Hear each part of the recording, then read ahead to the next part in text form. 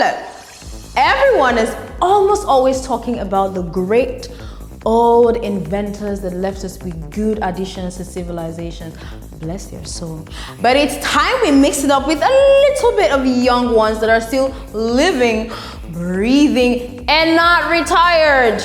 Our culture and heritage as Africans is nothing without the people who live and love this culture. So it's our job to uphold it with the things we do. And today we're talking about Luminars that are doing great things in the world. Why don't we have African-related emojis in our chat apps? I mean, not the foreign ones you have to select in the color of your skin. Very much appreciated. The effort is appreciated. Thank you. But I'm talking of African emojis, our food, culture, dressing. That would be amazing. And the answers to our questions and prayers have been answered. Grebet, an Ivorian student who created 350 emojis of African descent. You know what I mean. 350 emojis that celebrate Africans, our culture, our slangs, our food, our lives, everything, history and contemporary life.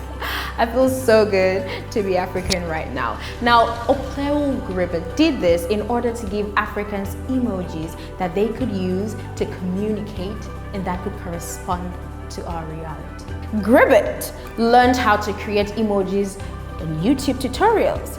He created his first emoji and then dedicated the whole of 2018 to creating a new emoji every day. Now, why did he do this? With the aim of showing the world that Africa is a beautiful place with a rich culture and not the default common opinion of Africa as a land of war and poverty. Africa is so much more. In fact, his first emoji was of a staple Ivorian meal made from ground cassava flour and mashed plantains. That sounds very spicy. It is called photo. When we see him, we'll ask him, I'm not French. He created other emojis, obviously, and compiled them into an app called Zuzukwa. I like the way it rolls off the tongue. Zuzukwa.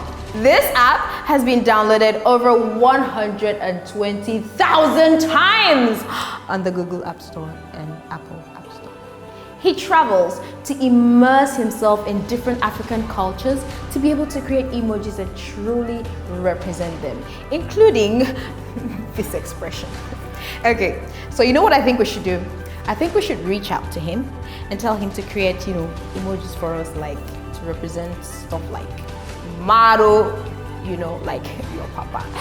Hit me. Oi! You are doing well, Grebet. Thank you very much. As a matter of fact, I'm gonna check out the app right now. So I'll be sending you you saw what, very soon. Dosunmu, a Nigerian filmmaker and photographer who rose to prominence in Hollywood. I was born in England, I was raised in Nigeria, I've lived in America most of my life, so everything I've seen with my eyes shapes what I do. So, and being obviously a photographer as well, really shape how I see these characters. And as a filmmaker, I believe cinema is a visual language. So I try to find subject matters that I believe visually can captivate the audience. He rose to prominence in Hollywood after directing movies and music videos for prominent artists like Tracy Chapman, Wyclef Jean, and Aaron Neville. Dosunmu started his career as a fashion assistant at the design house of Yves Saint Laurent, a very prominent designer, I might add, do your research. Andrew is a fashion photographer and season director. His movies include Hot Irons, Restless City, Where is Kira, and Mother of George. Look at this, you have to see this. What a day this is. To be blessed like this after so many years. To you, dear Adenike, the woman of my life. Yeah. You will not take another woman?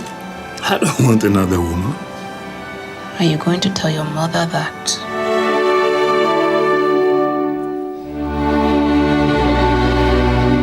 What's wrong? Just tell him. You can't.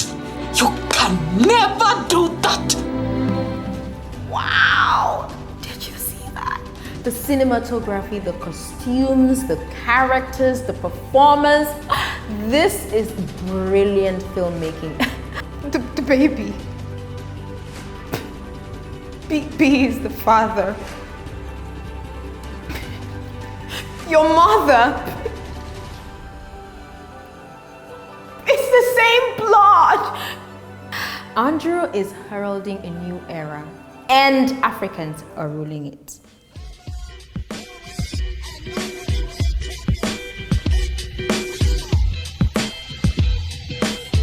You see that man right there? Dick Tiger, born Richard Ihetu Amaibu, an Igbo Nigerian professional boxer who was a lieutenant in the Biafran army during the Nigerian Civil War. He was the first man in 63 years to have held both the world middleweight and the world light heavyweight championship. Now, he was inducted into the International Boxing Hall of Fame in 1991. That's before a lot of us were born.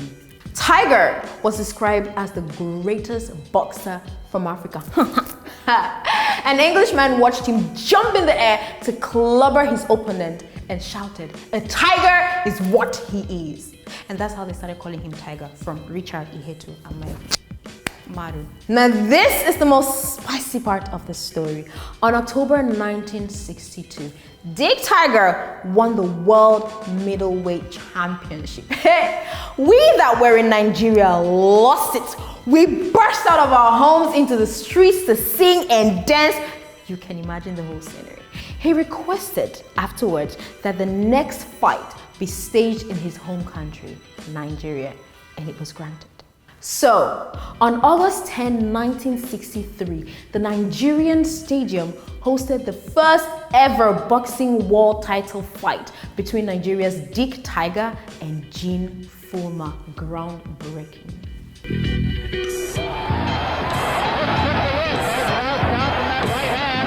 After retiring with a total of 81 professional matches, winning 61, 26 by knockout. I nearly knocked myself out!